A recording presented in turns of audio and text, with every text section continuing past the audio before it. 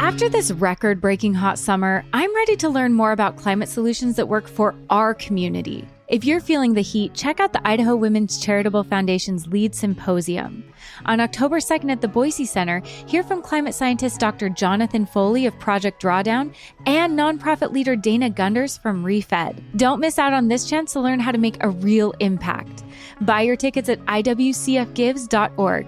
That's iwcfgives.org. Today on CityCast Boise. A movement to restore abortion access through a ballot initiative has achieved a major milestone. Idahoans United for Women and Families recently filed 4 initiative proposals with the state, aiming to let voters have a say about reproductive rights in 2026. So we're resharing our conversation with one of the organizers to break down what it's going to take to get this issue on the ballot and what's at stake. It's Monday, August 19th. I'm Lindsay Van Allen, and this is what Boise's talking about. Joining me today is Melanie Falwell, lead organizer and spokesperson with Idahoans United for Women and Families. Thank you so much for joining me today, Melanie. Thank you so much for having me. I'm thrilled to be here. Why did you decide to pursue a ballot initiative? We've been asked that, in the wake of Idaho's trigger ban becoming the law of the land in August of 22. There were a lot of groups that rose up to address this problem. And primarily, those groups have been focused around a legislative fix. And we have all been asking our legislature for 2 sessions now to fix these laws that have unintendedly harsh consequences. Let's be generous. We also, on the books right now in Idaho, have over, by our count, 30 laws that relate to reproductive care and abortion. And that's kind of a messy tangle of laws. And they are creating real consequences, as we've heard over and over from our doctors, from our hospital systems, and from women and their families. This is creating real and grave problems. Asked for a legislative fix. Legislators acknowledged a fix was needed, talked about a fix, heard about the need for a fix. They did not act. Luckily in Idaho, there are many ways to make law, and the power to legislate does not just lie with them, it also lies with the people of Idaho. And Idaho is a state where we have a constitutionally protected right to gather signatures, put things on the ballot, and put things to a citizen's vote. And that is what we are seeking to do because there has been a lack of legislative fix. Yeah, the legislature really didn't address any health exceptions this session or make any clarifications for doctors or hospitals about the abortion bans, despite, a lot of press coverage, a lot of doctors and other medical professionals speaking out about it.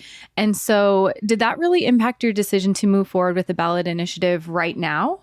Absolutely. Our doctors have been begging for a fix since August of 22. They have been very plain about it. And every day there are new stories, there's new data, new reports from our hospital systems that we are in trouble.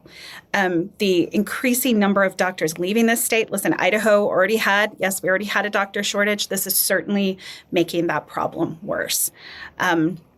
There was no shortage of doctors talking about the problem. I have every confidence that our lawmakers understand that problem. But again, in the absence of a fix, we are moving forward with a fix that we know we can access, and that is asking the people of Idaho what we should do about this. We have polling and we have data that would indicate that the vast majority of Idahoans, actually, the most of us, have a strong feeling that we should be able to make our own healthcare decisions with privacy, with dignity, and without government interference. And so that is why we are moving forward with a ballot initiative. I definitely want to dig into that data. But first, I want to ask, what was the response to the breaking news that you guys are working towards a ballot initiative? Well, the response from everyday Idahoans, from people, has been a surge of enthusiasm and a lot of messages along the lines of, sign me up, how can I help? Give me a petition. The answer is right now, we don't currently have a petition, that this is a ballot initiative exploratory effort with the Attorney General's office. As far as the Attorney General's office is concerned, I believe they were no comment on the filing of this effort, the launching of this effort. And Melanie, Idahoans United for Women and Families seems like it's a grassroots organization. Is that a correct classification? It sure is. This was a very much statewide, nonpartisan, bipartisan, all kinds of folks from all over the state. I think the biggest change I've noticed post-Dobbs in states like Idaho is this idea that something that we used to call a social issue or a lightning rod issue or a women's issue, it's actually an everybody issue. This is an everyone issue. It's every person. We are all linked in our need for access to healthcare, our need for access to good emergency care and hospitals and doctors, all kinds of businesses. We're hoping for a legislative fix because this problem is so pressing and has such real, grave life and death, quality of life impacts. That did not come. So we are forging ahead with a grassroots ballot initiative. And I know your group is taking the lead on this, and ballot initiatives are a lot of work. Do you have any national groups or larger organizations that are helping with this cause right now, or is it completely your organization? Right now, we are Idaho grown and Idaho funded. We've been fundraising inside our state. We are shooting for a 2026 ballot. And right now, we are going it alone with a strong network of folks inside the state. Who knows what will happen in the future, but we are fully prepared to continue to have this be an Idaho-led effort. And you mentioned the polling data, and your group raised money for a poll of likely voters in 2022, correct? Correct. And it's no secret that Idaho is a ruby red state. So I was honestly pretty surprised by some of the results from that poll. For instance, that 59% of likely voters in Idaho believe abortion should be legal in almost all cases, or in some cases with restrictions. What do you feel like the polling indicated regarding Idahoans' opinions about abortion? Great question. So, for a lot of us out in communities and talking to folks, we had that feeling that Idaho's laws, the trigger ban and its connected laws, were just kind of out of sync with what people actually wanted and people's actual expressions. I think, like so many issues, reproductive healthcare is no different, and that the loudest people in the room kind of get all the press and attention. And our polling really bore that out, that actually Idahoans have a good understanding that healthcare decisions, including pregnancy, are complicated, are unique, and are private, and that those decisions are best made between a woman and her trusted medical professional, not a politician. So yes, absolutely. As you just mentioned, 3 in 5 Idahoans believe abortion should be legal in some or almost all cases. That is a big middle. That is a big tent that we can sit together in to really think about how we want the future of our state to go. If you look at that polling pretty consistently across a lot of questions, it's only ever about 10 to 12% of folks have a very strong totalitarian view of abortion, which is that it should never be allowed, that abortion should be allowed in no cases, including exceptions for rape, incest, health, life of the mother. That is a fringe view, and it just does not represent the majority of Idahoans, not by a long shot. And that's so interesting because that fringe view has really become the law of Idaho, where there's an almost complete abortion ban. Were there any results that you found in that polling that were really surprising or unexpected? Yeah, I would say as a lifelong Idahoan, as somebody who grew up here and has raised her own kids here and know the Idaho that I grew up in and the Idahoans I know and love, I know them to be quite compassionate, quite kind people, and people who are not interested in government interference, are interested in living their life entitled to privacy and dignity. So these results really reinforced the Idaho I thought I knew. And I would also call out that more than 2/3 of those we polled believe that we should not enforce our belief about abortion on others. And a lot of those folks were like, listen, I'm personally I'm personally pro-life. Abortion would never be the first option for me or my family, but I don't think that we should impose our views on others. I think that we should respect women, families, and their doctors enough to say, you know what, that is a private, very complicated decision that doesn't benefit from having politicians involved. The vast majority of Idahoans do not believe that medical decisions improve when you get lawyers and politicians in the emergency room.